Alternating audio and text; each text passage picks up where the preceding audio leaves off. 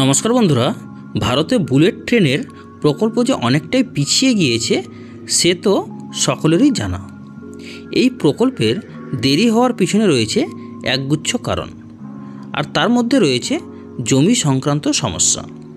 আবার কোথাও পরিবেশগত কারণে ছাড়পত্র পেতে অনেকখানি দেরি হয়ে গিয়েছে। নানাবিধ কারণে ভারতীয়দের বুলেট ট্রেনে চাপার স্বপ্ন অধরা থেকে গেছে।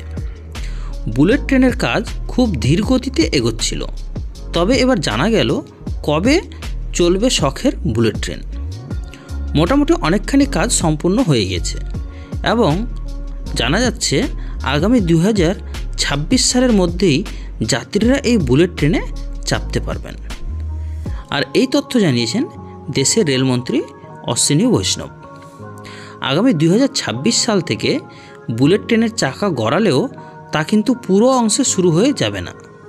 বিষয়টি সম্পর্কে খুলেই জানিয়েছেন রেলমন্ত্রী অশ্বিনী বৈষ্ণব বলেন, মুম্বাই আহমেদাবাদ বুলেট ট্রেনের 508 কিমি দৈর্ঘ্যের মধ্যে সুরাট থেকে বিলিমোরা পর্যন্ত ট্রেন চালু হয়ে যাবে 2026 সালের মধ্যেই। বাকি অংশ কবে ট্রেন চালু হবে সেই সম্পর্কেও জানিয়েছেন তিনি। জানা যাচ্ছে পুরো অংশে বুলেট ট্রেন ছুটবে আগামী 2028 সালের মধ্যে। অর্থাৎ মুম্বাই থেকে আহমেদাবাদ পুরো অংশের জন্য বেশ খানিকটা সময় অপেক্ষা করতে হবে। তবে বুলেট ট্রেনে চাপার শখ পূরণ হয়ে যাবে 2026 সালের মধ্যেই। উল্লেখ্য যে এই প্রকল্প শুরু হয়ে গেলে তার বড়সড় প্রভাব পড়বে দেশের অর্থনীতির ওপর।